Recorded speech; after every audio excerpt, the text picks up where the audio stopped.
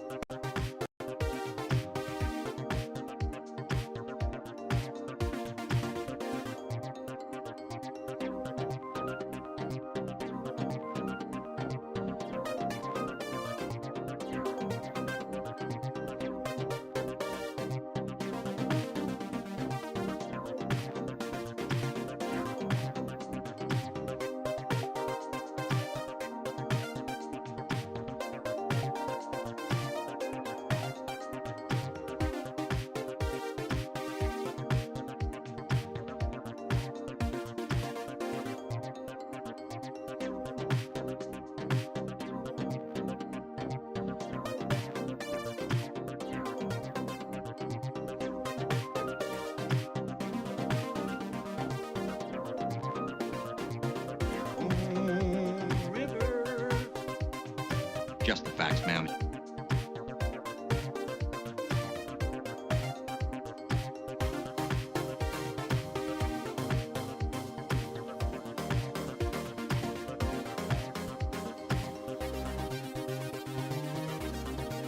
He thinks I made it up. Unbelievable. But you playing a dude disguised as another dude. A chat with you and somehow death loses its sting. Lady, I'm afraid I'm going to have to ask you to leave the store. Butthole! I got news for you, pal. You ain't leading but two things right now. Jack and shit. Jack left town.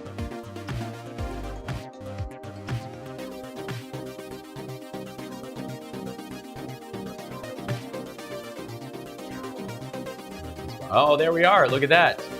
Then all I got to do is turn off the audio and we'll go back to, no, I think it did it on its own. There we go. Looking good. Good morning, everybody. Hi, welcome to an quite early version, for me especially, of Friday Eye with our dear friend, and I will bring him on screen right now, live and in his own home studio, Rob Glenn. Look at that. Hello, hello. He's right there. Look, I can touch him. And I can touch him. That's right, yeah. It's we're here because tomorrow I'm taking part in the I think it's the 20th anniversary. I keep wanting to say 25, but I think it's 20 anniversary of WCPT tomorrow, and Johnny Million and I will be doing a live event and all that kind of stuff. Rob's going to drop by.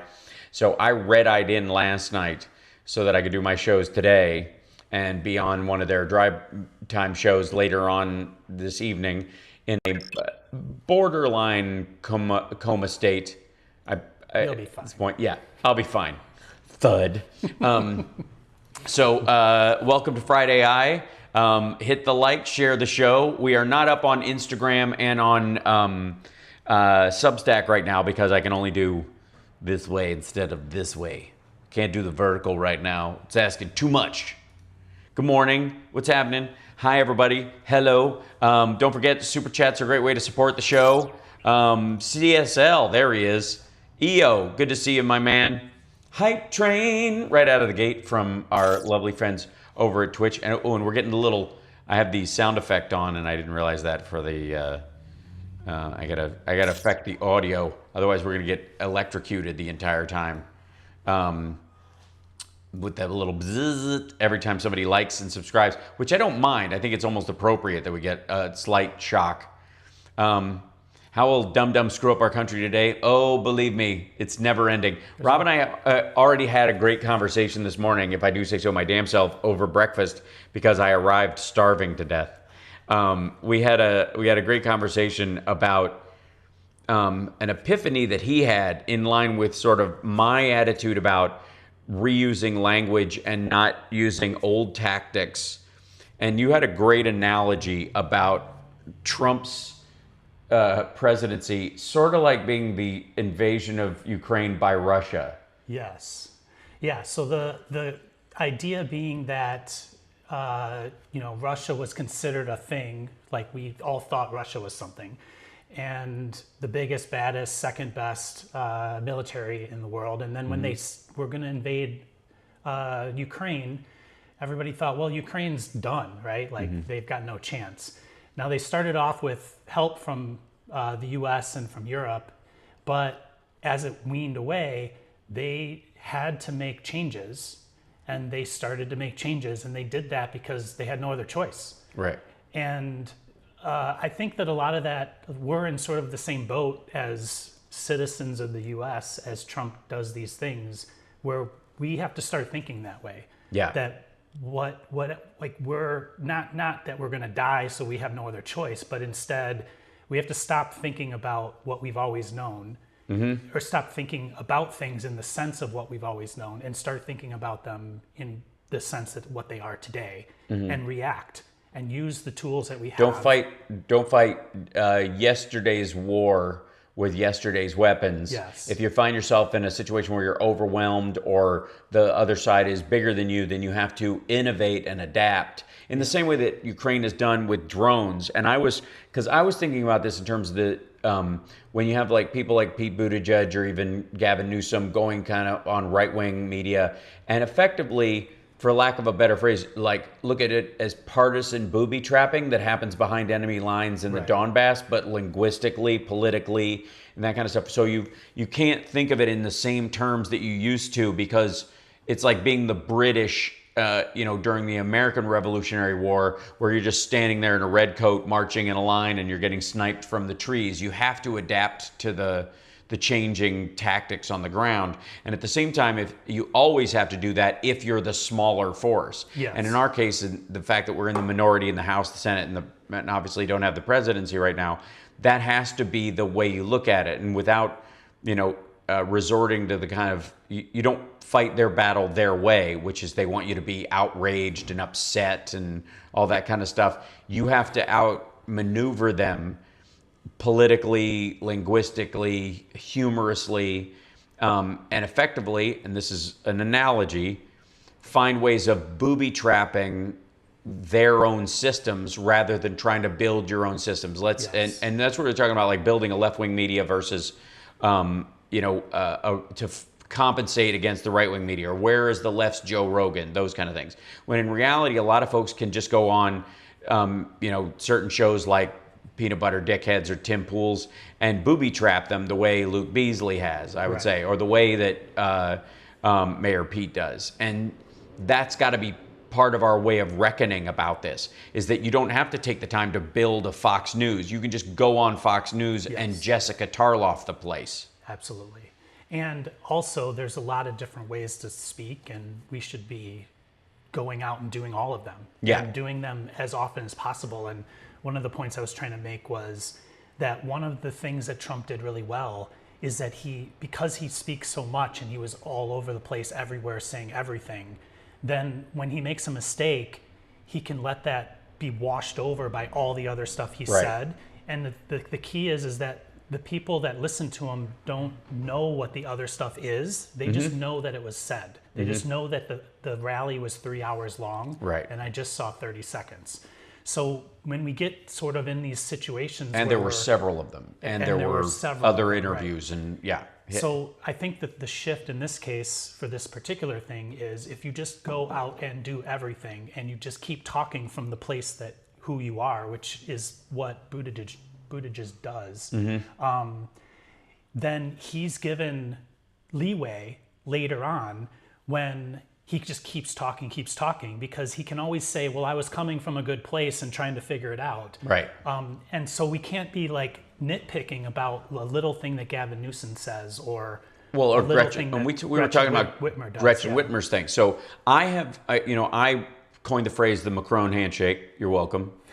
And that became, initially it just became like overwhelm him with this sort of congratulatory bravado inflation of his ego. And it works. It works in all those situations. He just immediately appeals to it. He thought Macron, he probably still does, thinks Macron is one of his best friends in the whole world. Right. Just the show of regular, dignified, foreign relations that China does makes him think Xi Jinping's one of his best friends. Right. When in reality, they always set a dinner like that for anybody who comes over because that's the culture. But he takes it personally because he has such a gap in his soul, right? And Gretchen Whitmer, I would like to remind everyone, she did all these things. That she went to the White House and she went to this event to guarantee the safety of this National Guard base in her state. That was the whole purpose of it, 100%. She succeeded. And there's nothing stopping her when we get around to 2028 and there's a campaign going on going, I got this jackass to save a base because I was willing to just go and shake his hand someplace. I would have to do that with world leaders we don't like. Everybody applauded Trump for talking to Kim Jong-un, but somehow I'm not supposed to talk to Trump when it affects my own constituents. Forget about it.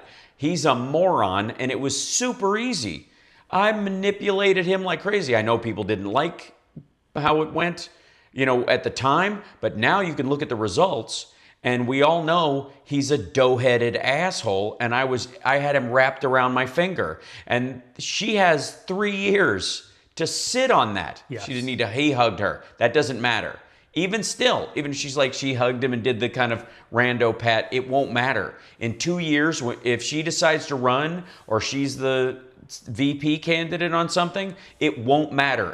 And if anybody asks, she'll go, what, are you kidding me? Trump's like the easiest guy to manipulate in the world. He's not a deal maker, right? Yeah. She can do that, and she can be and tell the truth about it. Yes, and right? by saying at that moment, like being just open about the idea that you were purposely doing it to manipulate him, will be so damaging to him at that time, or can be so damaging if we set that up right. So to me. Whereas just telling him to go fuck himself isn't at all, because it's what he expects, and it is the kind of tank for tank battle plan that we were talking about that people have always tried against him, and it doesn't necessarily work. Right, exactly.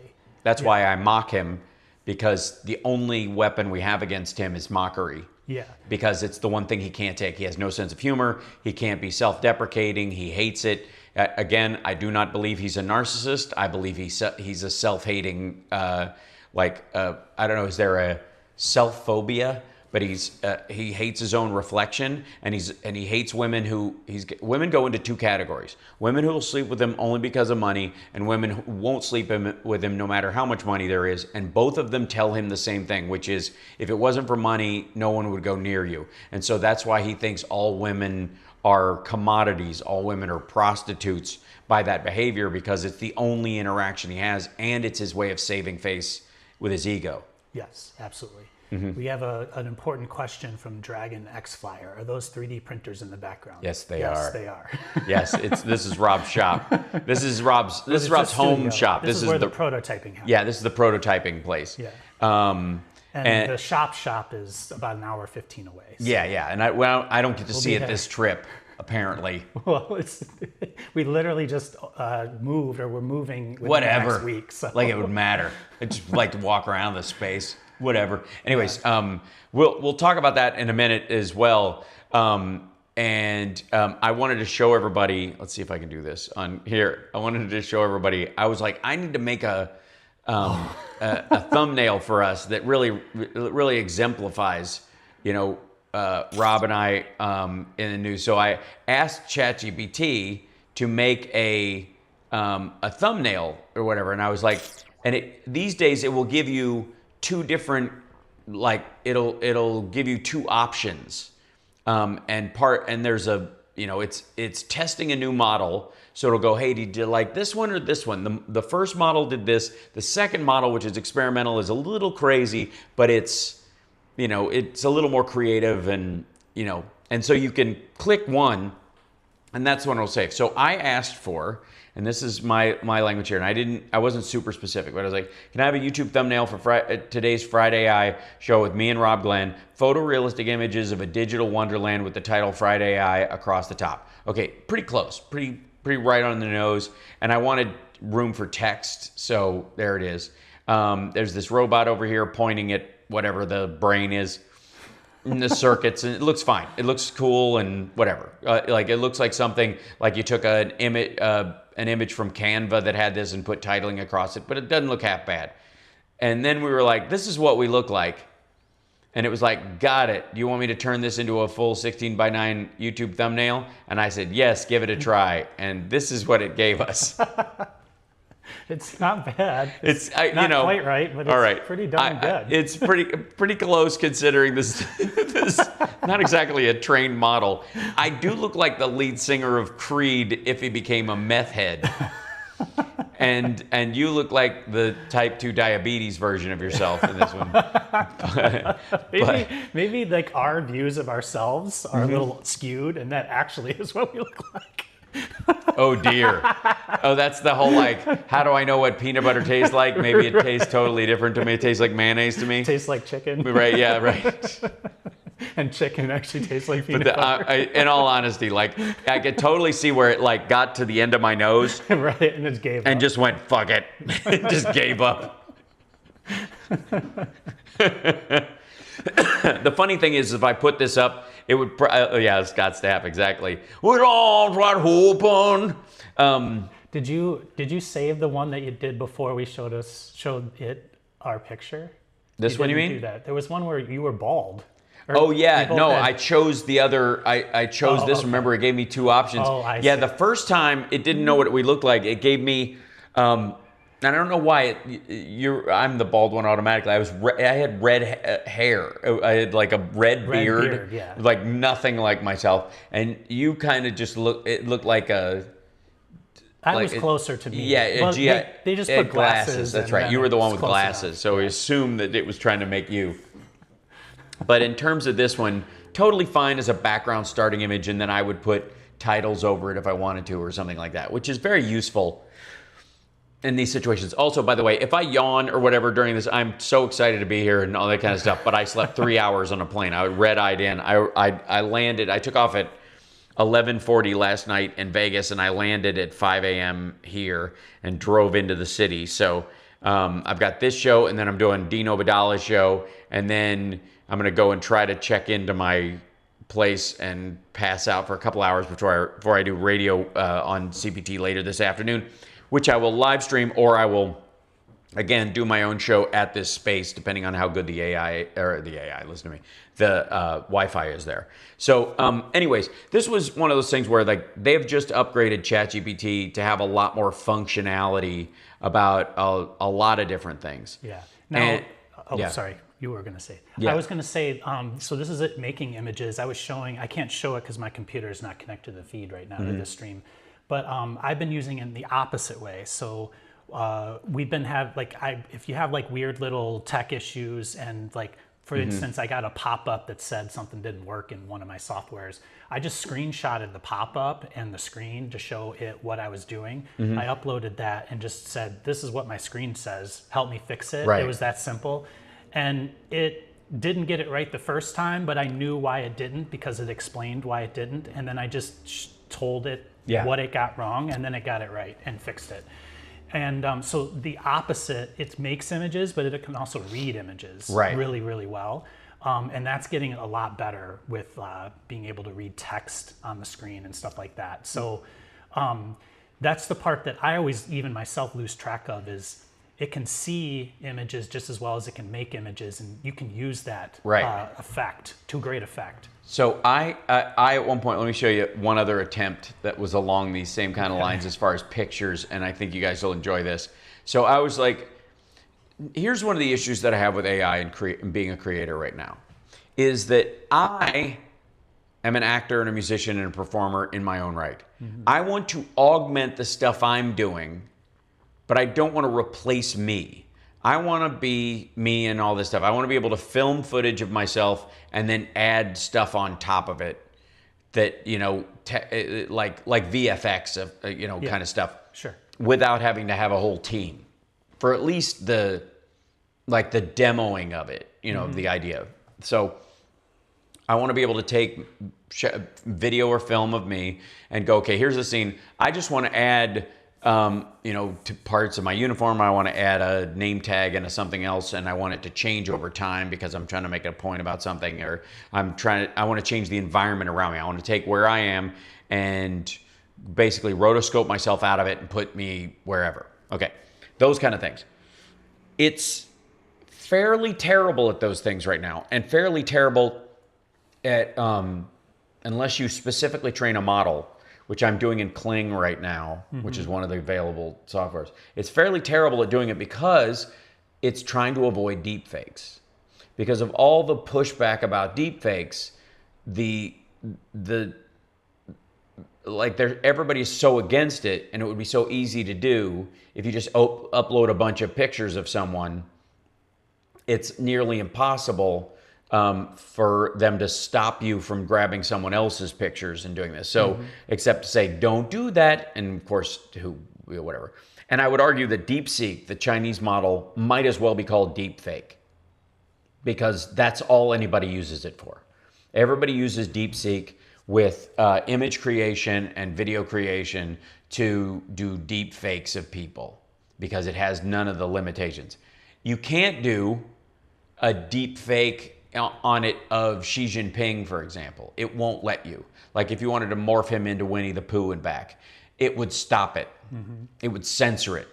But anybody else in the world, it doesn't care. So let me pop this up right here. Okay, so the other day, I had a picture of myself back when I had a mustache, and I was like, it just came up on my phone. I was like, okay, I'll try this one. I was like, can you take this image of me and turn it into a Gothic illustration where I'm in a castle?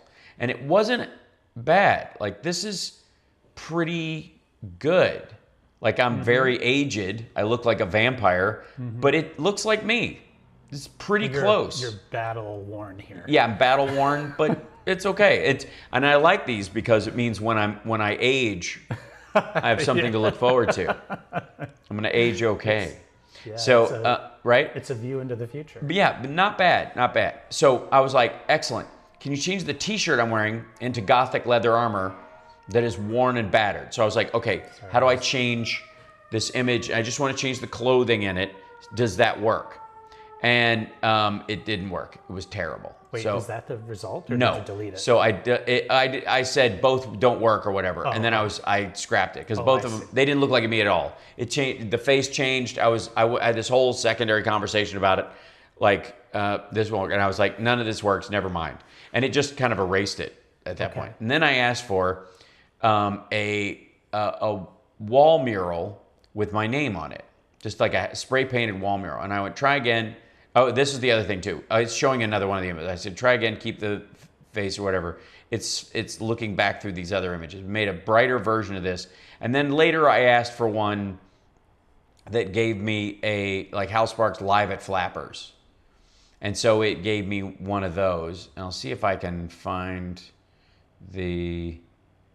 Oh, and the other day, you'll recall, we had Endragy. So when Glenn Beck said Endragy on the show, I just went in there and I was like, give me a disgusting bottle full of swamp water and bugs make an ad for perfume called Endragy. And Endragy. And so was he trying to say energy? Yeah. Okay. Well, I didn't see this. You would assume that's what he's trying to say. I'm not willing to give him that much credit. Maybe he was trying to say entropy and energy at the same time. Okay. It didn't. He was trying to say energy. I don't know where the fuck he got energy, but he whispered it, and it was so creepy and stupid. Anyways, if you haven't seen that, I posted the clip of energy, and we're gonna make an ad for it. But I just that happened. I did that while we were on the air, if you'll recall. Mm-hmm. Yeah. Well, I wasn't watching, but you Yeah. did it while you're on the air. Yeah. You made that while you're on the air. Yeah, so I just asked for it while I was on the air and while I was talking. I typed in, I was like, give me that, and I described it, and fairly quickly it came up with that, which is great. Now, there are a lot of changes I would make. I realized later that if I could get if I could get a PNG of the bottle, I could make my own swill behind it in Photoshop fairly easily. Yeah. And then I would make something else.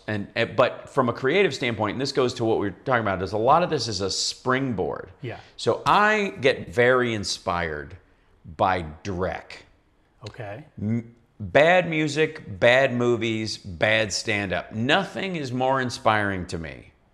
I am not inspired by people who are really good. I love it. I listen to it. I enjoy it. But it doesn't make me want to make music or make movies, or because it's almost intimidating. You know how some people, like, when they see Eddie Van Halen play, they're like, I just take my guitar and want to throw it out the window.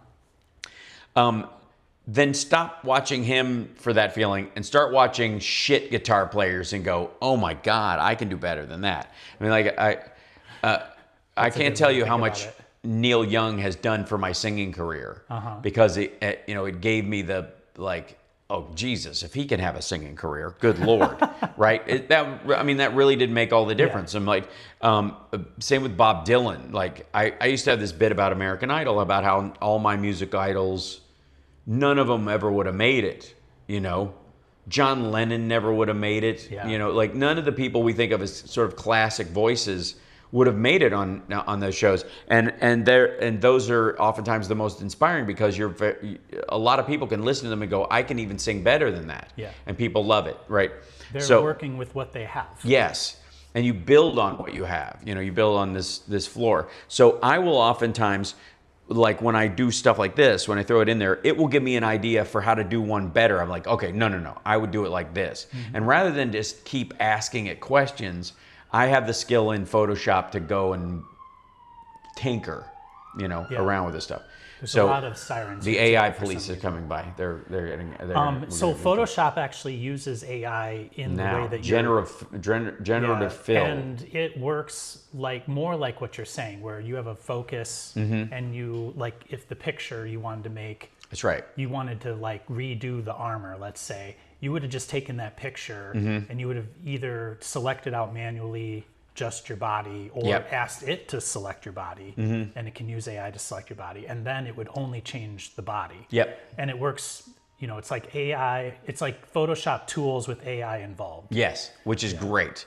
And so the only difference is that right now it's only in Photoshop, and its consistency is, it can do a still that way, but it couldn't do enough visuals to make a film that way. Right.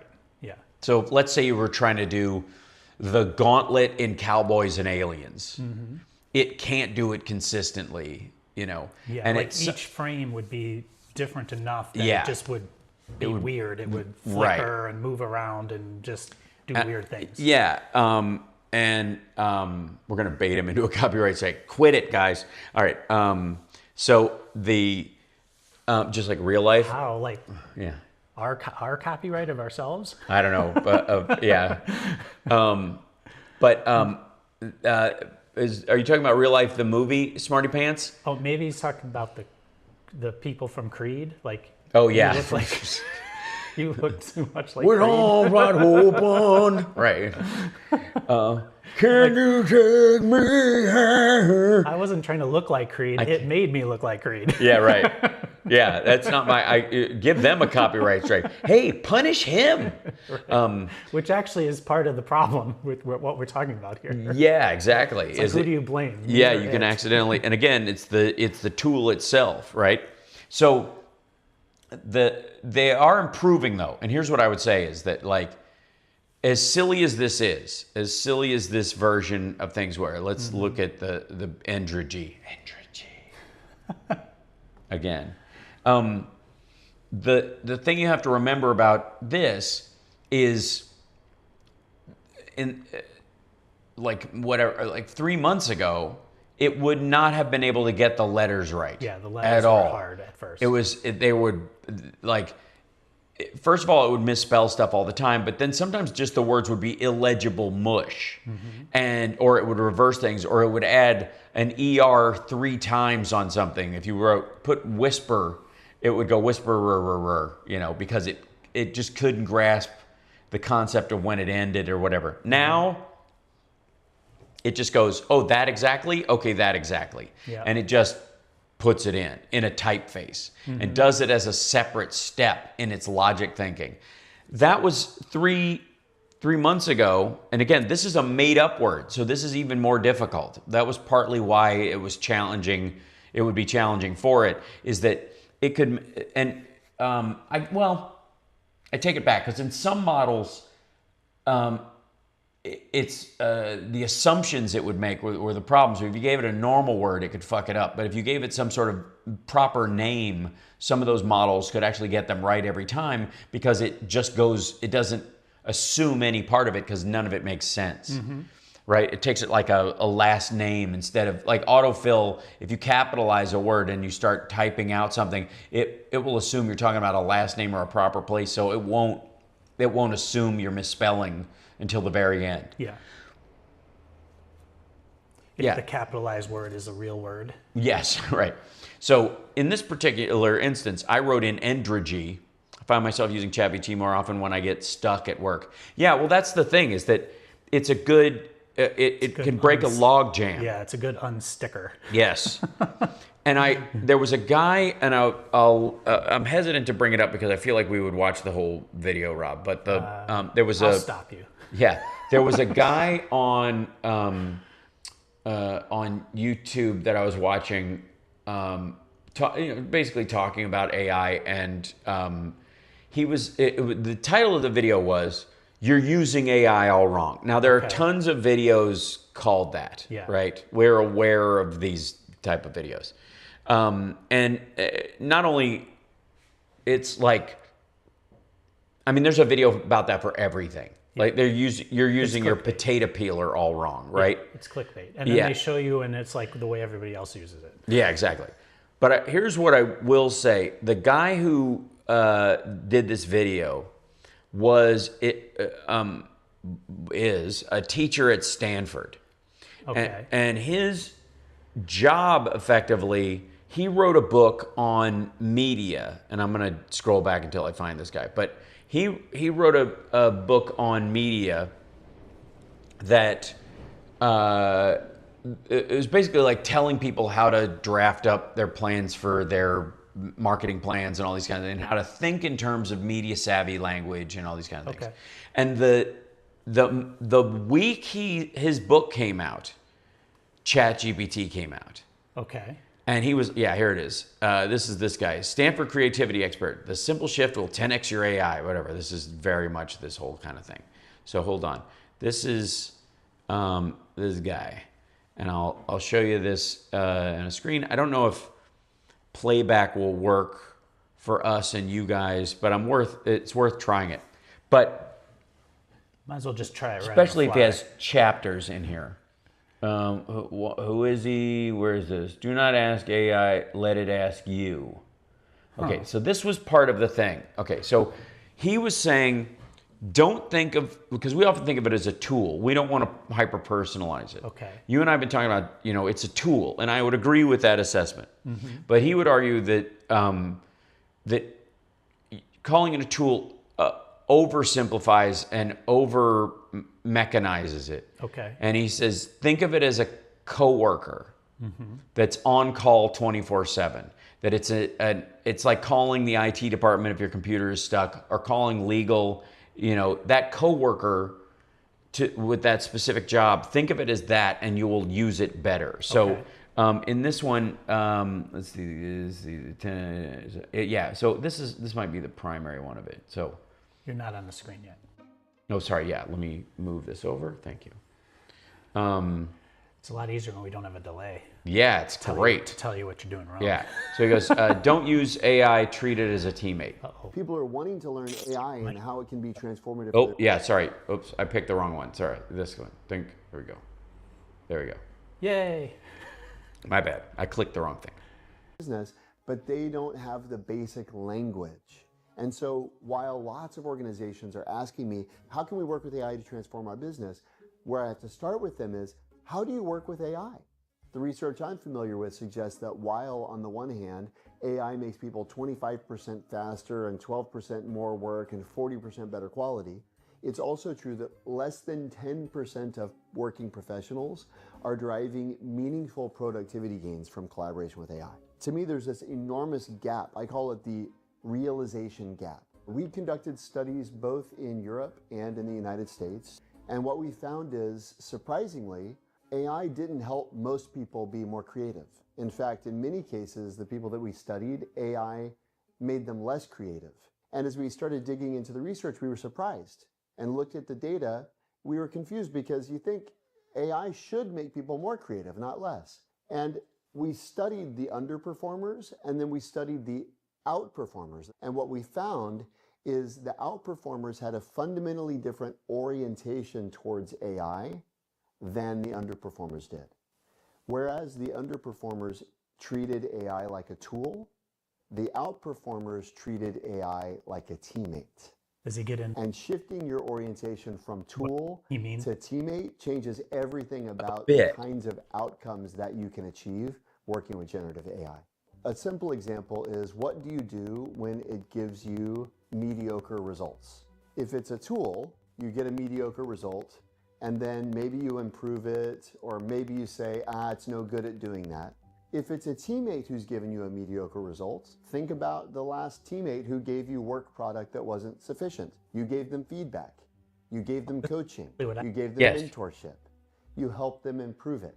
And so what we found is the people who treat AI like a teammate coach it and give it feedback, and importantly, get it to ask them questions. The fundamental orientation a lot of people take towards AI is, I'm the question asker, AI is the answer giver. But if you think about AI like a teammate, you say, hey, what are 10 questions I should ask about this? Or what do you need to know from me in order to get the best response? Okay, so you get the general idea of what he's saying there. And I think you'll recall that, like, when it first started coming out and it was able to have kind of interactive conversations, and I was like, I do not want it to replace my creativity. I have no interest in that whatsoever. I don't want it writing jokes for me.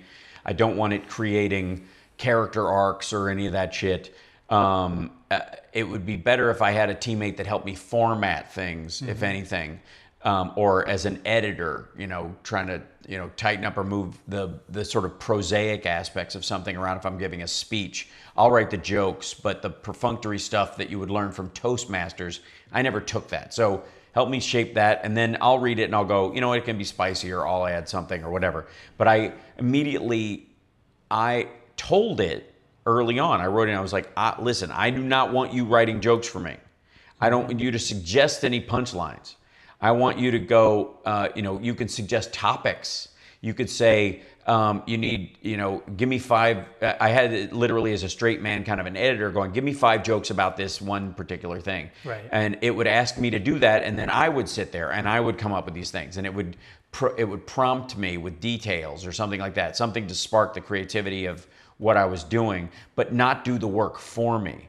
And so I was like, I don't know if you know this, but there was a comedian named Richard Jeni, who we all loved, comic in a lot of ways. He was Jim Carrey's best friend in The Mask, if you'll recall. It was really one of his few acting roles, but a great stand-up. Okay. And he had a guy who worked with him all the time for his stand-up shows as an editor. This guy did not write for him. He didn't co-write like Keenan Ivory Wayans wrote half the material in Eddie Murphy Raw. He didn't do any of that. He just followed. Richard paid him to go to shows, and he would sit in the audience and watch the show, and he would go, last night you did this callback, and it worked better. And tonight, he saw things you couldn't possibly see from the stage, and you didn't have to watch yourself again, wasting that extra time. He had this like member of the audience always there to give him feedback. That's later. Cool. Yep. That he trusted, that knew comedy, and then he could help him go, you threw in this one line yesterday. You should leave that in. That should be in the bit every time. Or maybe you want to move it to the end because it's such a strong thing and it might be a way to end it like that. And he would sit there himself and go, yes, I do want to do that, or no, I don't. And so ultimately the decision was always his. And so this guy, I think his name was Boone, would never interfere with Richard's creativity. He would just be there almost like an A&R guy when a band is creating an album, like John Kolodner, who was famous for helping a lot of bands get their shit together while they were songwriting. He would help them put it together, but he would never override their creativity. Right. Or he would go, okay, if you were going to write a fast version of this, what would it sound like? Those kind of things. Or if you asked it to listen to the tempo on something, does it drag in this place or whatever? Is it, or can you correct the drag? That you talk to the engineer and have him do that, and he goes like, yeah, I can speed the tape up a little bit and then back down to kind of create that effect. That doesn't take away your creativity. It just heals gaps you can't fix yourself, and and acts as that sounding board, which you just might not be able to have. And again, in a creative setting, in a sitcom writer's room on a show like Seinfeld or something, you've got 8, 10, maybe 15 A-list writers, 6 outside the door that are throwing jokes at you through the door. If you ask, if you can't come up with something, they would literally go, it's where the kids in the hall got their name, because Bob Hope's writers would sit around a table and write jokes for his shows and his specials. But if they ran dry, there would be these writers that would hang out in the hallway, and he'd go ask the kids in the hall. And the kids in the hall would throw jokes in or whatever. So the kids in the hall, the sketch group, that's where they got their name from. I don't have, all of Seinfeld's writers. And I certainly don't have Seinfeld's editors or any of that shit.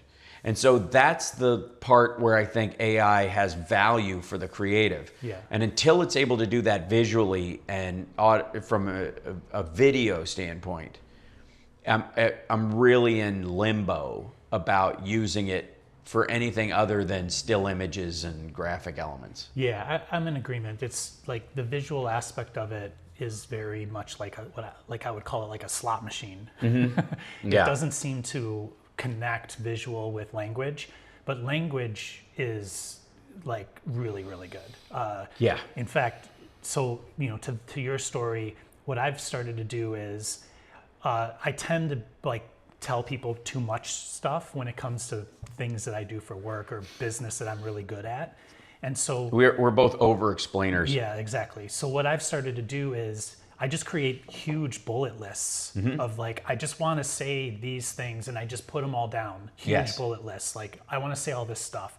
And then I'll use that as the starting point. And then what I've previously called personas.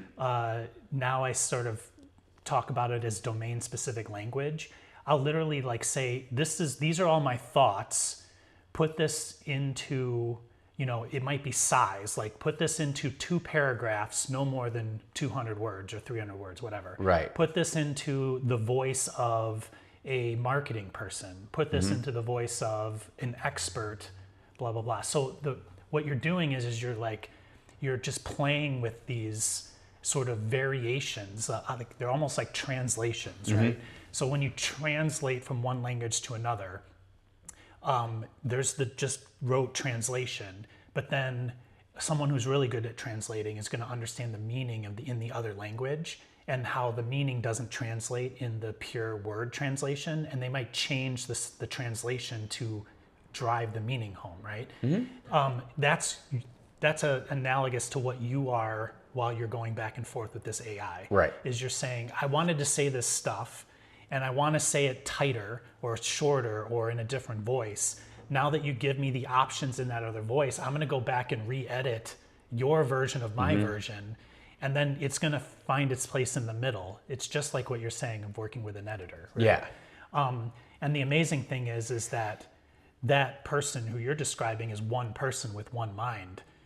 When you're doing this with a chatbot, it can be anything you want it to be. Right. And that's the part that I think is the most amazing. Well, and again, it is about, for me, it's going to continually be about the democratization of resources, because, like I said, the average person does not have access to a writing editor or someone that's worked at Simon & Schuster for a decade and knows the genre you're in and can proofread your book and suggest ways to tighten it up.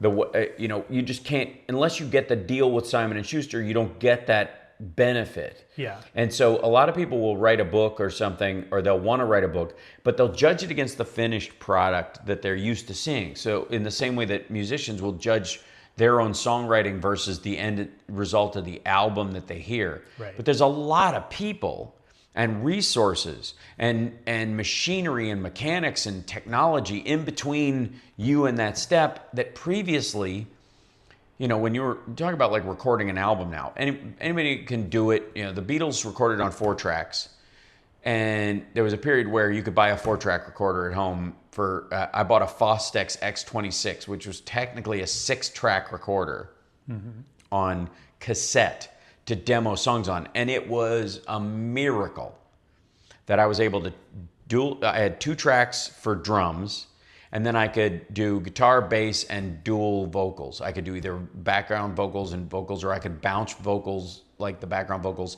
and then record the lead on one channel. But I could demo, and kept reminding myself, I'm using as many tracks as the Beatles had. And they did the same thing. They bounced things because they didn't have room for it initially. And released mono records so that, this was at least in stereo. So that technology, it's so inspiring that you can actually have that, and you can just sit down and figure it out yourself. Now, what happens when you get that Fostex X26 and you're not nerdy and manual friendly like I am? Then what?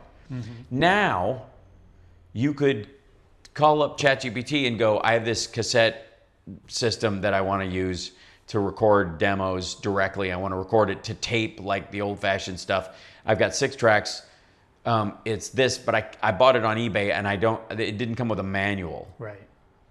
And it could be the manual for you. It could explain how to do it, and it might even suggest like ways to maximize the output as far as quality in a way that you just never would have had before, even if you'd bought it new from the distributor and they'd given you a small class on it. So that part to me will never stop being amazing, and it's getting so much faster. Like it's to your point about Simon & Schuster, like there's like a gatekeeper that gets you to that person. Right. But beyond that, that was your point, was basically you don't have the resources, you don't have the access. Beyond that point, let's say you were lucky enough to get to that spot. That editor is going to be biased, and they're biased towards what is commercially possible. And their idea of what's commercially viable at that time is going to be based on their big company's focus or what's popular in the world right then. Now, that editor, in theory, would be like altering your vision, and so a lot of people would say like maybe they lost the vision, that they lost what they originally thought that thing should be, or it wasn't quite what they thought it should be. If you replace that person with this other tool, if it gets it wrong, you just ask it again. You just refocus it or point it away, and you can do that endlessly. Right. So in my opinion, like it opens you up to a lot more possibilities Yes. in that sense. Now, whether or not it's commercially successful is a different thing, but the paths to commercial success are also very vastly different now, and they're going to keep changing dramatically. Rob needs to turn up his button. Rob, as a My button is it's under not his control. Yes, well, and the other thing too is it's just I have a much louder voice. Yeah, I can speak louder. I'll try to speak louder. Well, I should probably keep it down a little bit. Yeah, Maybe I need- tell him I to need be to quiet. I need to downshift. It's not. It's just I have a very resonant, loud voice. Yes, that's why he's the singer. That's I'm right. just the guy in the office doing computer work. Right. That's right. So,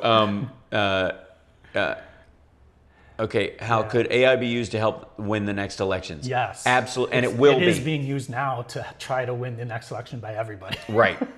Yes. And the question I Smarty Pants just said leave Rob's button alone. I thought the same thing once I said it, but I wasn't. I was a little off on that. Look, it's nice to know that we're all, no matter what our vocal tone is, the maturity level. we is, all like the same, right? Minds are in the gutter. Yeah, right. Yeah. So the question is like, who's going to be the most creative in its use, or like we don't even know the methodology yet. Like things are changing So that fast, right. that you like that's why I was using this Ukraine war thing, because they literally switched on a dime. Like it was within a year they were conducting warfare with drones in a way that's never been done before. Yeah. And it was only because of necessity, right? That they had to do it. And so we're in this spot right now where the tools are there, and if you pick them up and use them and have the right mindset of using them in that way, That's right. then you'll find a way, or something will rise to the top. I think one of the things is that any campaign now can replace a good bunch of volunteers Yes. until they actually have them. Yeah. And one of the things that you'll find is like, okay, what's the cost of a campaign? Marketing, rapid response, call centers, all that kind of stuff. Much of that can be replaced with AI right now.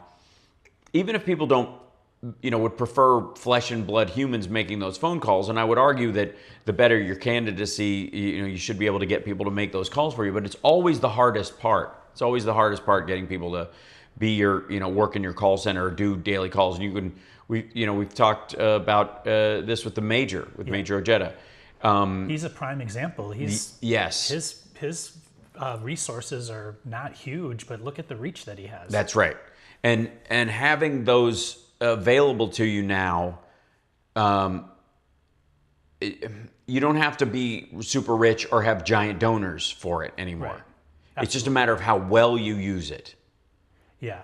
I mean, I've not looked at any studies or anything, but I would guess that the majority of expenses for campaigns is in the cost of advertising. Yes. And so if you're able to eliminate that cost because you're using alternative methods to get to people, right, then it becomes cheaper automatically. Mm-hmm. And the money goes to a different place. The money is diverted to somebody other than Fox News and ABC and NBC and so That's on right. and so forth. I mean, you could have it design billboards for you, or take your billboard that you've made and put it on a mock-up billboard so you can use it in campaign advertisements that makes your campaign look bigger than it was at the time. Yes, that's cool. So the issue is not can it be used, but How and who. Yeah, and that's what I keep saying, like, don't worry about it, worry about what it's making, like worry about what you're going to do with it. Think about what you're going to do with it. Right. And as you think about more and more as you use it and understand it and understand the things you can do with it, you'll also be more apt to understand when people are using it or you're seeing it out in the real world, right? Mm-hmm. Like a lot of people will say that images generated by AI, they can tell. Well, the reason they can tell is because they've looked at a lot of AI images, and it right. does have a feel. it looks like a Snapchat filter, sort of, Yeah. kind of. Right. It literally looks like a computer-generated filter. Because it's doing the same thing it does with language, Right. which is that sort of like logical autofill version. Yeah. And, you know, through my business, I don't really have any social media. I have a little Blue Sky, but I don't do it enough. But we do, through our business, have Instagram, and I'm shocked at how much, like, there is a ton of AI stuff on Instagram. I don't do I don't do TikTok. I didn't remember that. Right. But I would imagine there's a lot more there. But what I'm trying to get at is, like, what I see there is, like, the more perfect it looks, the more you're like, oh, that can't be right. Right. Or it's like in art. There were, like, you exaggerate certain things in the history of art and in painting and photography. Like, you exaggerate certain features. It's kind of doing that automatically. Right. And so you can tell those exaggerated features are not real, right? And the thing that I'm a little fascinated by is, I think that real is like your non-perfections, I don't want to, you know, the things that make you unique are your imperfections. And I think that those things are going to become beauty in the future, right? Just like previously, the thing that's unique about your body, like the altered proportion of your neck or something, might, you know, make you more beautiful to someone. It's like the opposite approach now. Right. As AI starts to, like, proliferate our pictures and our feeds. Right. You sounded nerdy, dude. Yeah, well, get used to it. I don't know who he was talking to. It might have been either one of us. Yeah, well. At that point. I don't know. Have you been watching the show for the last Yeah, few right. months? Yeah, welcome. Yeah. Welcome to the real world. This is, I got that taken care of. Thank you, Andrea. And yes, Ruth Buzzy just passed away. Oh. That's the news that's going around, which is very sad and not surprising. She lived a long and storied life and was one of the, I would argue, back in the day especially, she was a beautiful woman who played ugly characters.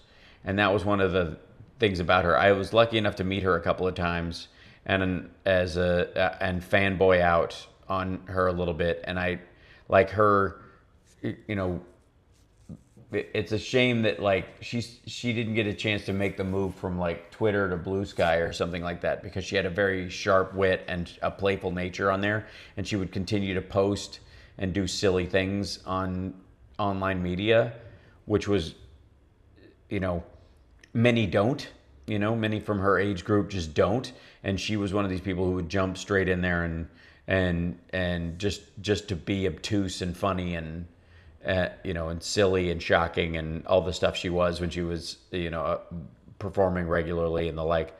So very sorry to see her go, but at the same time, like, what a life, you know? And Is this her getting the time wrong, or is she telling you that something's happening right now? No, it's 10. It's 10.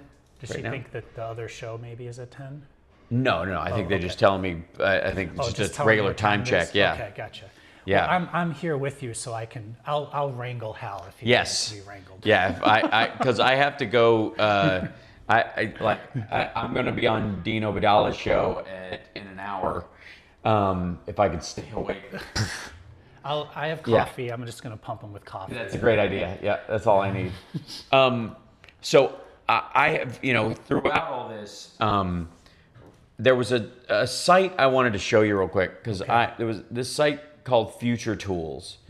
And when I first started talking about, when ChatGPT broke, and I started talking about, you know, AI on the show, and I was really just going, look, this stuff is coming, and there's nothing anybody can do about it. It's going to happen. Like, and the idea that it's going to be doom or it's going to be salvation, I got news for you. It's going to be both. And neither. Just like fire. It's going to be all the variations of fire. You can cook with it, and you can use it as a flamethrower and kill people with it. You can also have accidents with it. You can also try to have it and it won't work. The wind blows out your matches, right? All those things are going to be true of this, just like they've been true of, I mean, you look at like literacy, people being able to read and write. You know, famously the Jesuits were basically an army set up by the Catholic Church to get people to stop reading the Bible on their own. You know, like trying to stop copies of it from circulating, because if they didn't have to come to the big building, what do they need us for? If they can just get a copy of Jesus and walk around with them, you know, and interpret it themselves. So knock that off. Find everybody's Bible and say this is an unauthorized copy and burn it, right? And so they sort of created this like a business model that ran on information, and they had to limit who got that information. But once people were able to read and write, throughout time, there have been everything from self-help books and great works of fiction and wonderful works of poetry and the like, and there have been Mein Kampf and the Anarchist Cookbook and the Turner Diaries and stuff. So writing itself, literacy, of making writing and reading available to the average person, came with as much baggage as it did blessing. But I would argue that nobody would argue that it hasn't been a net positive, that it's better that most people are able to read and write. Yeah. Okay. I believe AI and its existence and our experience of it in our society will be the same. It's the same thing. It's going to come with the same kind of baggage. Anyways, when I brought this site up, when I first started doing shows about this, before even young Rob was with us. Young Rob. I'm almost as old as you are. Whippersnapper, almost. It's not the years, it's the mileage. Yeah, okay. Indiana Jones. Are you saying I have more mileage, or you have more me. mileage? So you'll never catch up, is what I'm saying. I see. Right. Okay. But when I got on this site, there were like... It's like highway versus city driving. Yes. Yeah. I've been off-roading this whole time. When I first did this, I want you to look at all these. These are all AI-based softwares for different stuff, different skill levels, different purposes or whatever. When I first started looking at these maybe 2 years ago, not even, there were maybe 8 pieces of software on here. Yeah, there lot. Yeah, there was, none of this existed. These are all businesses now.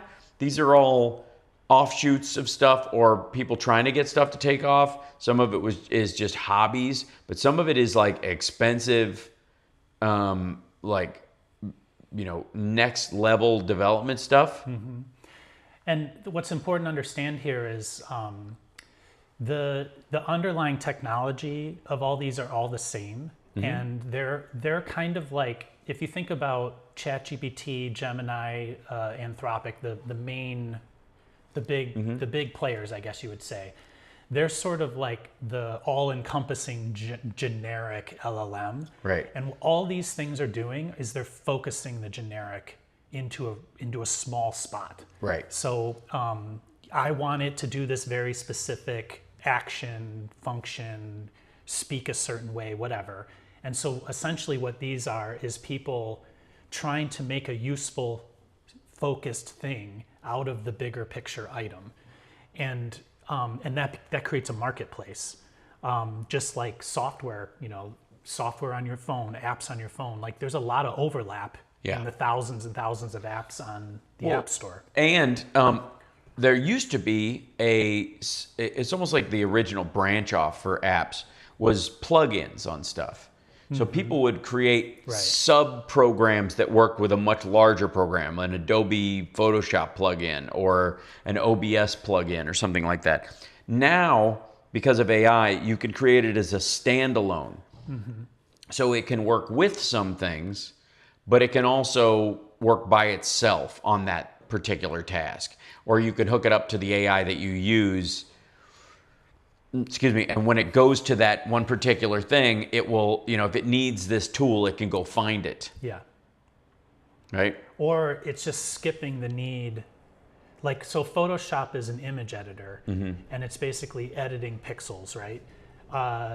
The LLM, the image creator, it skips all the code that that you needed to edit the pixels, and it just makes or edits the pixels itself. It just skipped all it needed for Photoshop. Yep. So in theory, you don't need Photoshop anymore. You just go directly to the LLM. And in software, like in more complicated software, there tends to be like basic tools that do the job, but you might have to sort of manually stack them together to Right. get, you know, it's like kind of like if you sculpt something. Yes. And you sculpt it piece by piece by piece. And usually the added feature is like combining the different steps into a single step that always does the same thing. So if I always drill a hole, I'm going to create a little macro that is a click, click, click, there's a hole, right? As opposed to the longer way with all the tools. So almost every piece of software, my point is, has the basic tools, basic things that you need to do the work, and you could use it that way. But if you want to use it faster, you've got to use the things that people have added onto it, or the macros that people have done. And the LLM is sort of the opposite of that. It's the big thing, and it can do whatever you want, but you have to focus it down into a very specific task. And Right. the prompt is what's doing that. It's Yes. focusing it. So this is, I just wanted to show this real quick. This is kind of a random pick, but this is called Convoso. It's one of many like it, but this is call center software. This is simply to set up using AI voices, the ability to do call centers.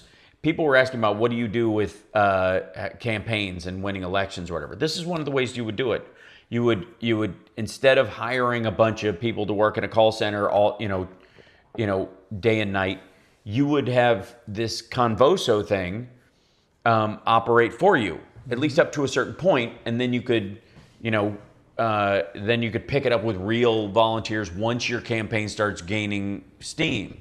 But if you never had that money or those available resources in the past, or there's no reason you would have them now, you're kind of screwed. Yeah. I think of these things as like a conversational, frequently asked questions. Yes. So if you're a company that there's a lot of sirens today, sorry guys. Like a frequently asked question thing is typically like, obviously, like we have a call center and 80% of our questions are these 5, right? Right. But when somebody asks the question, they ask it slightly different. And the idea would be that the call center person translates that. They're like, oh, they said it this way, but what they really meant was this is their question and here's the answer that comes up, right? That's what a chatbot is able to do. It's able to sort of take a concept and then say, oh, that's question 4. Here's the answer. And you can tune a chatbot to do that. Yes. And so if 80% of your questions are always the same, it's way cheaper actually to have a chatbot do it. And then all you're doing is the 20% that either maybe it's 30% because it failed on 10. Yeah, and if you want to, there's the 20 that it doesn't know the answer. We've had similar things like that for a while, where they're more automated, very simple, but you grew accustomed to the kind of boring versions of them. Okay, so but now they've gotten so complicated, you could do these things and not realize you're actually talking to a bot per se. So do you know that there was a DJ on an Australian radio station that was completely AI? And it doesn't surprise me. Well, and like apparently they got a bunch of, like, there was like this story in the newspaper, and then it turned into a big scandal because on the website it showed this person. The picture was somebody that worked at the company in accounting. It wasn't the actual hostess herself. Okay. Her name was Dee, I think, and she was Australian, and she was like doing hip hop, and so she's here's the next hits for this morning. Don't forget to call in if you want to hear this afternoon. Okay, I'll see you guys later tonight. And everybody thought she was real up until somebody checked the website and were like, she's got no bio. She never existed before, unless they're hiring people out of the Witness Relocation Program. Who is this bitch? And so they really did it was a big scandal for a bit. Yeah. And it turned out to be a pilot program for a company that does AI hosts and online, response calls, like these kind of things. That makes sense. And they, they did, more than likely the station said, they said to the station, we'll let you do it for free if you'll have this time slot in the morning filled, and we can demo it for you, and it'll work just fine. And, you can help us check and see if it works at all. And that's exactly what they seem to do. So that's an interesting thing. Would you say an accountant, D? Yes. So does D now have like a name and likeness dispute with the place? Because if they put her picture onto the AI voice, isn't the AI voice her? Yeah, so it would put her on the hook for anything that it said. Imagine if she said. Well, it would also, she should get paid if the AI is working, right? But it's not her voice. They just used her picture. This is my point. Yeah. If you're an actor, if you're Al Sparks and somebody uses your picture on a movie, absolutely, and then AIs you, like you're owed that. It's your likeness that did that, right? So this is that in reverse. Yes, agreed. On a side note, He's leaning back. Yeah, no. On a side note, I was talking to Summer yesterday about, we were watching the show The Pit, which you've watched, and I love that show. Carl recommended it, and we totally got swallowed up in it. You're absolutely right, Carl. Carl. About the lawsuit there? No, there's a lawsuit there. Yeah, what? Which part? From the estate of Michael Crichton, is it, that did ER? Yeah. There's a lawsuit saying that was an extension of ER, and there was talk back and forth between the makers and them, and then they went their own way, and so now they're saying that they're owed money because The Pit is essentially a spin-off of ER.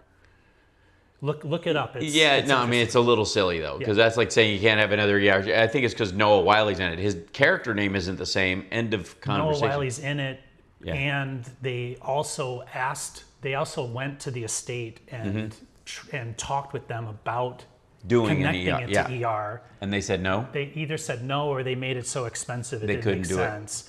And then they moved forward with it, and because of that negotiation, the estate is now saying that they're owed for that. I can't remember the name of the. Anyway, I'm just. I thought maybe you were going there. No, it's effectively a copyright trademark type dispute. Sure. The thing I was bringing up was, and this goes to the sort of AI using your likeness and that kind of stuff, is that she didn't know, and maybe a lot of people don't know this, but a director does not direct extras or background actors. Okay. They cannot. An AD does, an assistant director does it. An assistant director directs all of the extras. Okay. Because if a director directs you, you're an actor.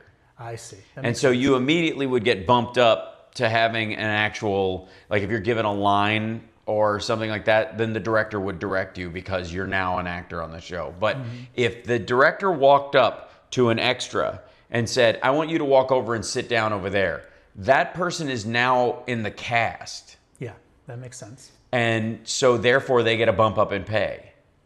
You will get, and they've made all kinds of, over the years, different variations of this bump up in pay. A lot of times there's hazard pay, there's other stuff, or, they'll rent your wardrobe from you because they'll make sure you showed up in the same outfit. Okay. So if you're wearing the same thing all the time, they'll rent your clothes from you. Technically speaking, so you wear something else home and you leave your clothes there with the wardrobe people, and they will press them and have them for you, so they don't have to trust you to bring the right shirt and go, we'll just move that guy over to the background, he doesn't matter. Well, in the case of The Pit, there's so many actors in that, and so many extras all running around that are coordinating and have to be seen in the background because everything is so fluidly cut, almost like it's one big long shot, because it's an hour. Each episode is a real-time hour. Yeah, right. Like 24. It's a full day essentially. Yeah, and the season is. Yeah, it's like 15 episodes. Yeah, and but again, the minute you talk to if you're a director, and the minute you talk to an extra, they're now an actor. Okay. They get automatically bumped up to that because they're being directed by the director. And there's a similar thing, I think, with like AI that, look, if you're using my image and you're using my voice and you're using my style or something like that, then you got to pay me for it. Yeah. That's where you took it out of the realm of give me whatever you got, to make it like them, make it like him, make it sound like this, make the ending of it more like this. And that, if they borrow that, whatever that element of it is, from something that really exists, that's the realm of copyright. Right. That goes, and I feel like there'll be a lot of those, even if they're unwarranted. I would argue the Crichton thing is unwarranted in the case of the Pit. Yeah. So I mean, look at the they're basically like it went forward in the courts in California. Right. Whether it is what it isn't, but the thing that you talked about is actually the opposite of that, in the sense that they wanted to fake people, or they wanted to fool people into thinking their AI was real. Yes. So they used a real person's picture. Mm-hmm. So then the reverse of that is also true, that they gave your credibility to that AI. Yeah. So you are now that AI. Yeah. Right. Right? Just like if an actor's picture is on a movie poster, and that's what brings people in. It's the exact thing. Well, what happens if the AI says something untoward and you start getting drinks thrown in your face or assaulted? All the ins and outs of this. Now, granted, that will all be. You can tell, I would argue, that safety precautions will have to be had, and lawsuits will happen because if you borrow someone's personality for an automated, speaking robot or an AI, because you kind of could put them in danger. Yeah. If that mechanical thing says something that's totally patently offensive, and it gets out and it looks like you, and you become Karen'd by this. I think that this points us into the direction that we've always talked about, which is the solution is actually just to make sure that if it's generated by AI, you say it is. Yeah. And once you say that, then all things are disconnected and it doesn't matter. That's right. Right? And the copyright for the Copyright Office, their position right now is that if it's created by AI at all, if there's any part of AI, then you can't copyright it. I think that's their position right now. Mm-hmm. I'm not sure that that's quite where we're going to end up. No. There's going to be some level of collaboration. Ability to copyright. There's got to be, because it's, as we're sort of saying it's a tool and saying it's not, but there's got to be some form of something where, because if you use a computer, like, it's still your work, right? Mm-hmm. So I'm kind of keeping track of the chat, right? We're a little all over the place today. There's a lot, yeah. But that's how it works. And we're hanging out, which is nice. Could you by any chance show them your Razor device?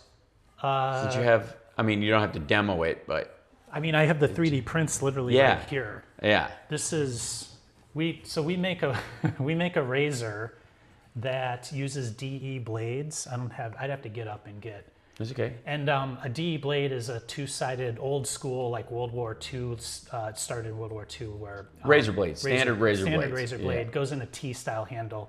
And what this is a 3D printed press. It's got 3 pieces, and we mix metal posts in there for the accuracy. But the razor goes into it. You set the blade on there, and you essentially put the thing together, and as you do it, it bends the blade in half, snaps it, and turns a single-bladed blade into a 2-bladed cartridge-style razor. But this is, Hal always geeks out about, our 3D prints are really nice. We put our... it's that one. So I'm like looking at my computer, and the camera's up there. Sorry, guys. So we put a logo into it, and you can see how like crisp and clean that is. You really can't see any of our layer lines. We have like spring details built into. Right, so they clasp and click. There's like spring details to allow things to move around. There's like very crazy details inside of here. Again, I'm going backwards. And our way of our thing here is to we can make products on a one-to-one basis using 3D printing, machining. We can make a certain level of product at a certain volume.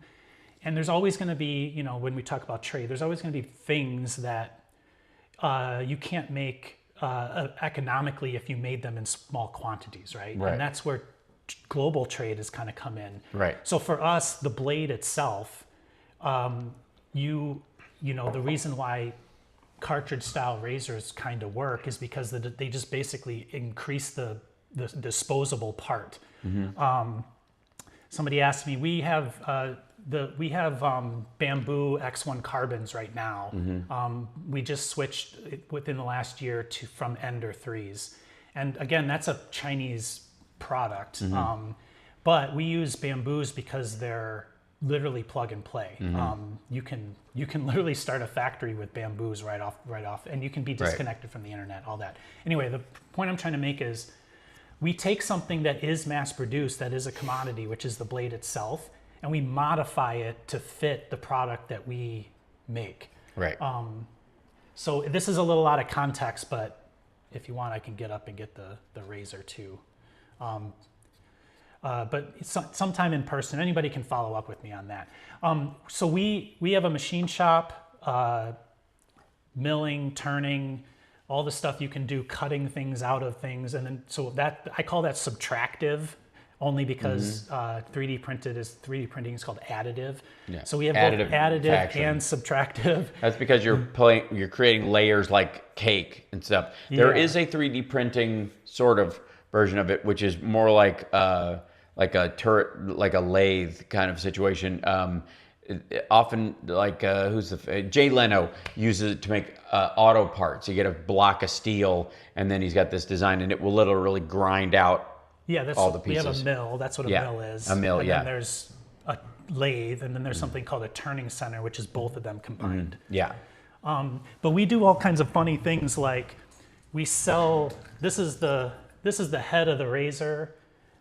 It's a two-piece head, and we have people just buy these by themselves. But it's like, you know, it's metal, but it'll still kind of get mangled in shipping if it gets squashed or whatever. So we literally just 3D print the packaging. It's very cheap. You know, for cents, we can make this little like vial-looking thing, and it's perfectly designed packaging with a screw top, and then we just ship that. So for cents, we can create essentially blister packages, and then what we try to do is we make sure that anything we ship in also has a secondary use, so that it continues to be used as opposed to throw away. And so these are the types of things, you know, which we can get it more into that more as we start to get a place where we can do a show from. But these are sort of the new ways of thinking about product that I think we're going to have to shift into as these tariffs and globalization starts to break down. Yeah, and it's unique products on a smaller scale, and then but more of those products than ever before. So there's a lot of variety out there. Would be ultimately where it's going. Actually, you know, as a term, we are used to mass production. That is called low mix manufacturing, which means you make very few things many times. The shift is going to be to high mix, which is you make very few of a lot of things. So the capacity is still the same, but you're making a whole bunch of different things in that capacity. That's what's going to happen when we switch into, and products might have to change in such a way that they don't require, you know, like 3D printing, you can combine features into a single part, so you don't have to assemble 2 or 3 parts with screws.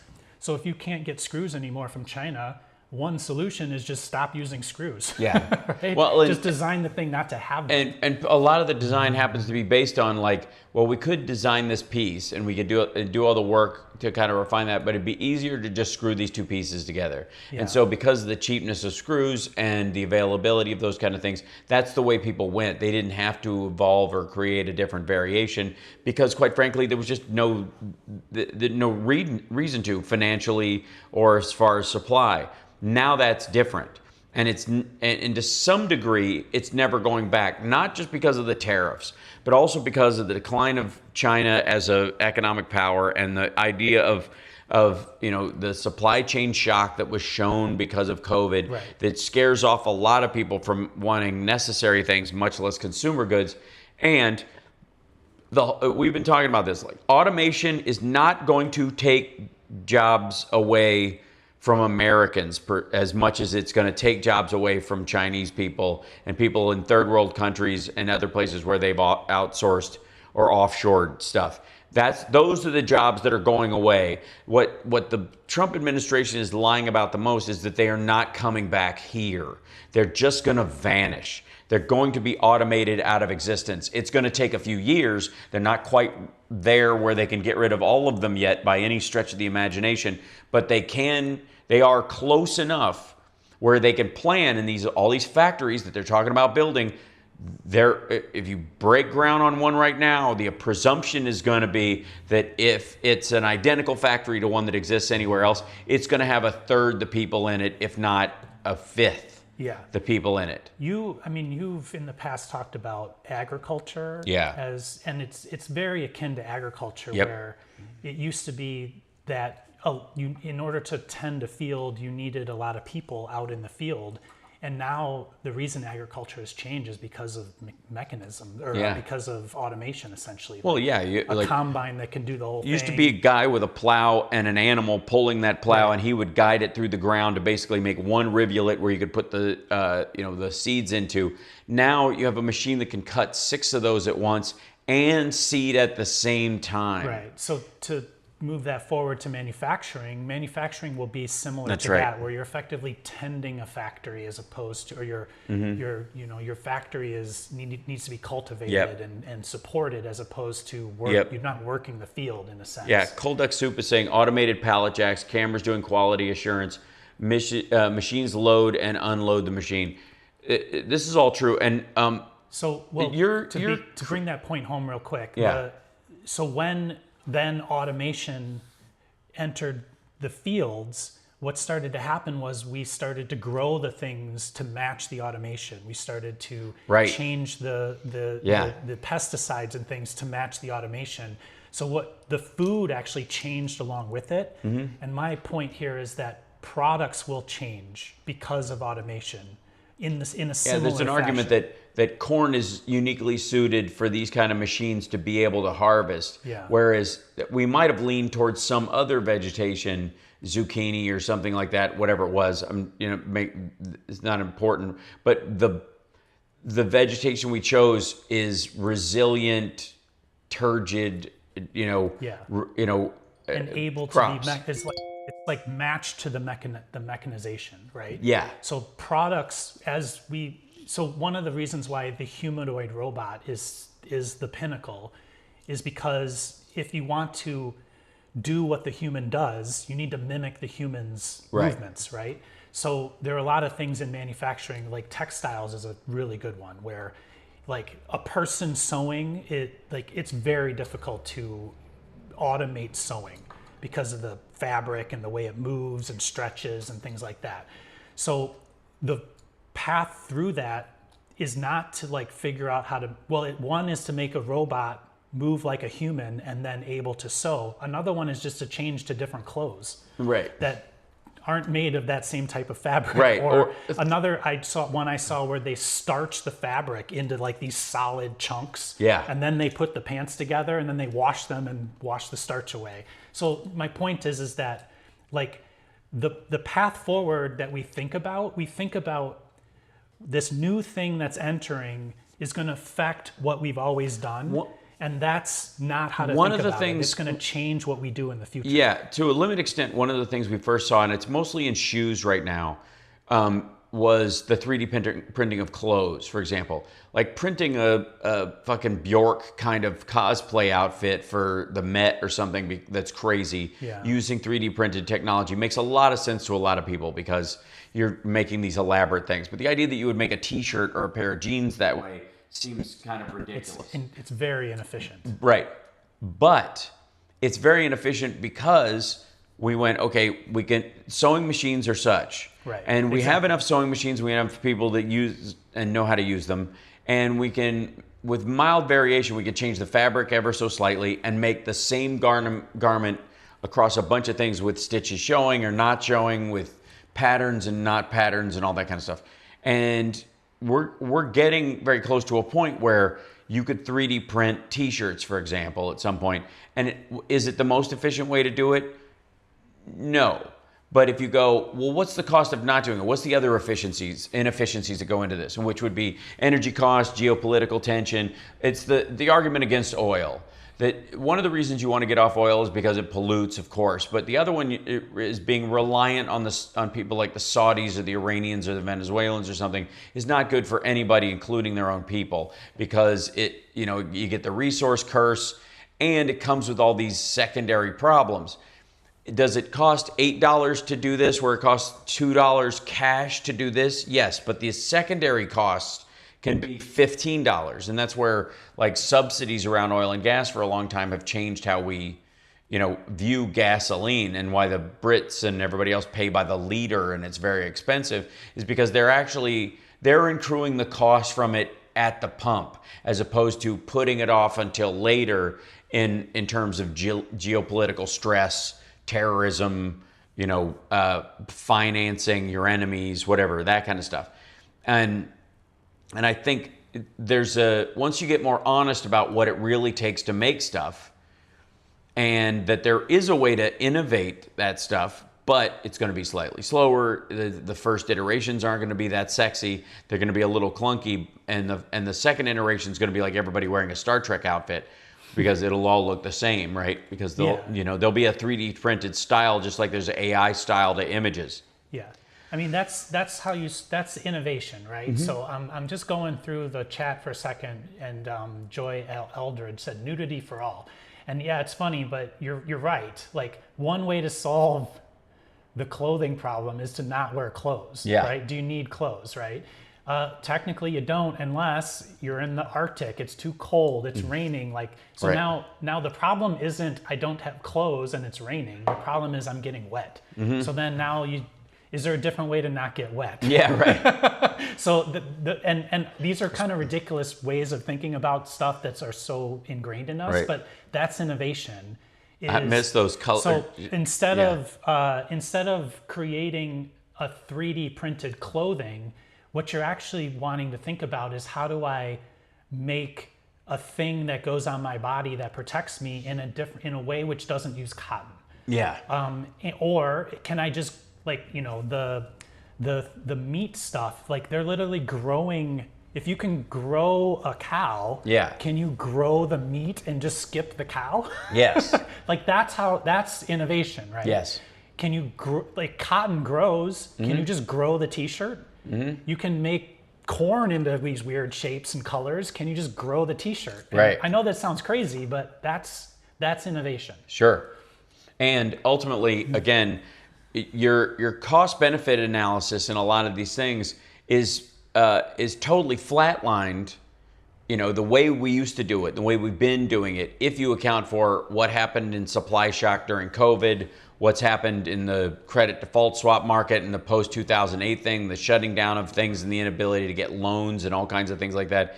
On the one hand, you could say it's benefited everybody with cheap goods to buy stuff from China, but on the other hand, it's going to cost Taiwan their independence and their freedom, and that's or Xinjiang cotton being used. Bringing back cotton-based slave labor is not exactly something Americans would trade t-shirts for. Right. So that is going to be the changing thing. So then you go, okay, it's really expensive to 3D print a t-shirt right now. Might be better later, but right now it's it's difficult work. So what do? Well, we just do it anyways, because yes, it's $8 to $2 or $10 to $2, but that $2 cheapness has a secondary cost, and there's danger in that, both moral and physical danger that comes from doing that. So that's also gonna be part of the conversation when we talk about automating things, and we talk about what AI can do in terms of remedying these kind of situations. What it'll do is go, oh, by the way, I don't even think you're factoring in the cost of this, and this, which will all happen because you're paying cheap for these shirts, and that you insist on doing that. Yeah, exactly. And we're talking about one thing, a shirt. Right. Just walk into any store and look at the thousands and thousands of things that we have in our lives. Right. The first step is do you need all the things first? Yeah. Do I really need all the stuff? And then once you 80-20 that for a little while, the 80-20 rule, if anybody doesn't know, you get rid of the 80, and because we spend 80% of our time doing the 20% sort of thing. So you take the 20% and then you say, how do we change those and make them a different way that we're capable of doing? Right. Again, it's just like what happened with Ukraine. So they were running out of artillery, and they thought, well, we can strap a grenade to a drone. This is the same as the artillery. And the part that I was like, it kind of, I wasn't thinking like this, but when you're shooting artillery, 100 kilometers and hitting a tank, right. It takes a lot to get that a lot there. of logistics. It takes a big thing to get through the tank and all that stuff. Well, a little drone with a little grenade can just fly right into the tracks and blow. You need less explosives in the weak spot. Yeah, right? especially people bullseye womp rats in their T-16 back home. Yes, exactly. And he knew how to fly that thing. That's right. It was weird. Anyway, my point is that that's the solution to the problem wasn't make bigger artillery. It was take what we have these drones and we can fly them. And then once they figured that out, then they said, how are we going to build drones on our own without help from other people? And that's where the innovation came, right? This is the same process that goes into all of these problems. And we can think that same way, I think. Perspicacious M says, wake me when we have good holographic games. They're already there. Oh, yeah. VR and the AR stuff is pretty good. It's very Cat Femme says, you mean moist. Simmer down. I just saw that we're pulling out of peace negotiations with Ukraine. Guess we got our mineral deals, so now who cares what happens to them? I don't think that's the case. Yeah, I think you were making the case that Ukraine might want us out of the peace exactly. Now that so the deal's in place, they don't need us in it. And Trump needs to stop micromanaging the rest of it anyways and just get out of the way. Europe will back them up. And if we've got this mineral deal, we've got to protect that area where the minerals are. So that's going to result in something too. So I think what it is that they're just not going to have, now that they've signed the mineral deal, they don't have to take the worst version of that deal that Trump was presenting. The interesting thing about that is once the mineral deal is signed, Zelensky can say, hey, come get your minerals. And by the way, you can't have Russian missiles hitting your tractors. Right. So you got to protect your guys. He would accelerate the mining of it. And that would be his path to try to switch it on Trump to say, you need to send the stuff. Right. Because we're trying to give you the minerals, but we got these Russian guys coming over shooting at us. You think I've got the minerals? What are you looking for? That was Summer. She just was texting me to make sure I got in okay. You got 20 minutes. I got 20 minutes. You want to just keep rolling? I feel like, hold on one second. I'm going to just, let's see. Kate Smith, the Ukrainians flew a missile from a fixed-wing drone into a door, which was the entrance to a big underground Russian bunker. Yeah, I mean, exactly. It's like our version, in the Iraq War when we saw the crosshairs on the building and the missile hit exactly where we said it would. Like that's effective. They're doing that with very cheap drones. Just hit them in the soft spots. Hal and Rob, is it possible that thousands of drones could use red, green, blue lights to display movies in the sky? Yes. It's like if you look at like Google Chinese drone shows, they're like doing it. Effectively, the drones are like the pixels on an LED display. Yeah, well, and you can just have them in the space, move them around, or just keep them there and turn the lights on and off. And yeah, as long as you can refresh, they could also fly those panels that have screens you can up fly and the panels. There's all kinds of ways to do it. It's essentially like persistence of view, or persistence of what is that called? Where essentially an LED display is just a bunch of dots, and the resolution of the screen at the football game, the pixels are really big. If you were right up against it, you wouldn't see it. So if it was in the sky, like way out there, then they can be really far apart and still have a persistent image. Yeah, you just need a lot of them. Yeah, and they're already doing this with mini drones, basically. Yeah, they're just doing like dragons in the sky and those kind of things. Absolutely. Trump is not well, sounds awful, plus he is nuts. Yes, agreed. Yeah, I guess so. We're in kind of a question and answer session. Yes. It's been hard for me to see the chat, so if anybody had a question that we didn't say, put it in there right now. Linda Lou says, it's super cool. I saw a drone light show in New Mexico. Yeah. I mean, they're all over. There's companies that are replacing fireworks with drone light shows effectively. And there's a lot of marketing around the Chinese versions of these things. I think what they were doing was kind of doing, like China does this a lot, where they have so many of something and then they put them to use, and they put them to use in a way which is like fun and, you know, like a dragon in the sky instead of fireworks. And they say, look, we're not shooting fireworks. But what they really mean is, hey, we can swarm drone your country and bomb you. Right. Right. So it's a way for them to sort of like kindly try to scare you. Was it Porkins' skill or weight that did him in? It was his belligerence. Who is this? Porkins in Star Wars. Oh, God, okay. Yep. I was like thinking that was two words. Yep. Pork. Thank you, Michael. Was it pork and skill? Yeah, right. No, Porkins. Yeah. Thank you, Sharon. And also, Dancy Doug says, Tom Scholes in Boston, great tech, nerd rock. That's true. Tom Scholes, created a company called Scholes Research and Development and created his own guitar sound effects. And if you buy a Rockman guitar preamp, this little, looks like a Walkman, you plug your headphones and your guitar into it, and so you can practice, like a little practice amp. The distortion and the clean sound in it are the Boston sound. They're right out of that order. That's He cool. also started Applied Research and Technology. The art amps came from him that later became Line 6. Okay. So he was basically the father of modeling. Neat. Yeah. Somebody smart dude. Why don't we have passenger drones, quadcopter style, like we already have? Yeah, they'd have those. So, I mean, first of all, individual flight, even in drone style, is not efficient. So it would be a replacement for someone who could afford a helicopter, or if anybody's familiar with ultralights in aviation, there's a level of weight. It's weight, right? So under a certain weight, you don't need a pilot's license to fly it.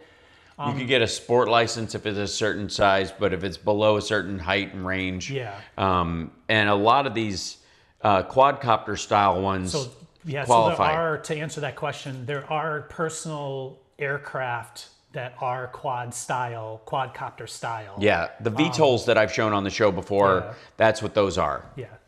Yeah. So those exist, and people are trying to commercialize them. It's a tough sell, though. I mean, where do they fly, right? So if you're in Chicago and you want to commute in essentially a quadcopter.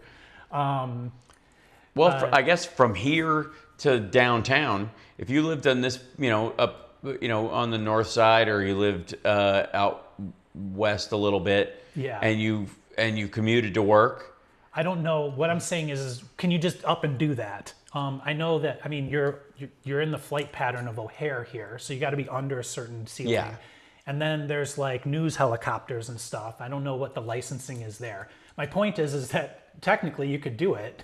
I just don't know what the rules are for where you can Yeah, I would fly imagine they and all would that change stuff. really fast as soon as you started doing it. If there were like 10 dudes that started flying into downtown on Right. quadcopters, And the on a first windy thing day, the one of next them day ate they'd be shit. like, wait a minute, you Right. can't do that. Yeah, look at this scourge of rich douchebags falling out of the sky and landing on school buses. Right. It's not a good thing. Right. That's what those a few of those drones in New Jersey everybody was talking Right, about were, exactly, yeah. and that's why the Trump administration and everybody else was, and Biden and those guys were all saying the same thing, which was these are legal drones that can fly. They're hobbyists and other people, and some people just jumped on the bandwagon. But some of these were private drones, rather large, and they just didn't say they're passenger drones or they're driver drones because that's not germane to the conversation. They're still legal until somebody changes the law. None of them crashed. Nobody was spying on somebody. The rules would still apply. And this goes to our point about like the rules on copyright infringement, theft, all those kind of things. Whether you use AI to do it or not, it's still illegal. It's like, let's say you had to draw a straight line. You're a counterfeiter and you're making dollar bills. Yeah. And you use a straight edge to make the straight lines on it. Are you no longer breaking the law because you're using the straight edge helped? I wouldn't have even been able to do that without this ruler. The guy who sold me the ruler's fault, right? It's just you chose to do that activity. You just use whatever tools were available to you. It says, I hope this is the pickle, I hope they fit these air taxis with huge parachutes and sturdy protective cages. They have this concept where basically the whole thing turns into a airbag. Mm-hmm. It's like bubble wrap around you in a bunch of airbags. Right. And then, so if you're crashing, it goes poop and you basically bounce. Yeah. Again, like it makes a lot of sense, in a cartoon, but once you do it in real life and take out a couple of kids in a car, we need rules real fast. I mean, the DUIs on those things are going to be fucking ridiculous. And even if they were self-flying or autonomous, which actually, if you were going to do something autonomously, it'd be way easier to do it in the air and off the streets and in the air. There's less, it's easier to do. Right. But again, the thing to worry about is mistakes, like accidents that even, the Wile E. Coyote factor. Like Right. We didn't put LiDAR on, we only use things, and because of that, we just run into walls that look like. So there's so many of those things out there that's why we have regulations, right? Yes, Bob saying physics gets in the way. That is true. Exactly. You're still fighting gravity no matter how smart you get. Right. And if you get going, it's going to take just as much energy to stop you as it took to get you there. So somebody passed on a question to us via the Discord. Is that what I'm hearing? Hold on one second. See if I can bring this up and see what that was. Are proprietary AI programs worth the price, such as Venice? I don't know what Venice is. So it depends what you're doing. I mean, most of the time, no. I mean, I think the Cursor and a couple of the other like coding ones initially were way ahead of the bigger, the more kind of readily available chatbot versions like ChatGPT. Now they're all so good at coding, it doesn't matter as much. So it's better, I feel like, between and this is debatable, but between Gemini and ChatGPT, and again, neither of us make any money off this. We should absolutely have like a referral code at this point. I don't know what we're thinking. Yeah, but we're going to start lobbying Trump to give us grants for talking about AI. That's right. Yeah, we're going to be the ones who go around. Yeah, and then a bunch of Democrats are going to hate us because we're talking about right. Trump. So, but in that case, though, both of those can do basically anything you want. It doesn't. It makes the only reason I would say use a proprietary software of any sort based on these things is the image generation and video generation ones, because they are trained so specifically. And some of them, like Runway or Kling or any of the video making ones, are definitely headed in a direction where they're starting to make like functional creator use level stuff. Yeah, I think about these things like you would think of any paid thing, right? So like you can code your own website, but you don't, because it's way cheaper to pay Shopify, whatever the cost per month is, to have all of it taken care of for you. You can run your own servers, but you don't, because there's all kinds of things. So in AI, it would be if it had a very specific use case and it worked really well, it solved a problem. There's a value in that. Yep. And because these things are so bleeding edge and changing so much along the way, you would buy something so that they took care of keeping it working. Right. That's effectively it. Like you're using a tool that you can count on always works because you're paying somebody else to do it. That's if right. that's not the case, then like we both I think pay for ChatGPT, but we do that because we know we're using the features that Yes. So the way it works is you run out of time, and then you can't use those features anymore, and we just use the features enough that we need the extra time. Right. And so I think I paid between 20 and 30 a month or something like that. So it's all about the value of it. That's right. And I'm going to bow out a little bit early so that I can jump on the show. I'm going to be on Dina Widala's show, so I'm taping that. So wish me luck. I'll try and stay awake during it, and which shouldn't be a problem. But I will be on later on this afternoon, either streaming the radio show that I'm going to be on CPT and or doing my own show after that, probably after, because I'm going to need to sleep some today at some point. I don't know when I get into my my little Airbnb, my little room here. But I want to thank Rob for letting me come in here and commandeer his space and do it here. We would hang out and talk like this in this space anyways, even if we weren't live streaming it. We were at breakfast talking the same way. Exactly. Like I was like, we should be taping this. We should be rolling on this. Yes. 56 Nick Rich. Taping. Yes. We're just always going to call it taping no matter what. Yeah. Right. Yeah. Well, videoing. Anyways, much love, and I will see you guys later on this afternoon if that is okay with you. And thanks again, Rob. This is awesome. Great to have you, man. Yeah, absolutely. Bye, everybody. Great to see you all. Hold on, and now I've got to trigger the music and make sure it's all fancy pants. Oh, I'm just gonna leave like I do. Like just like you've kicked out. Yeah, son of a.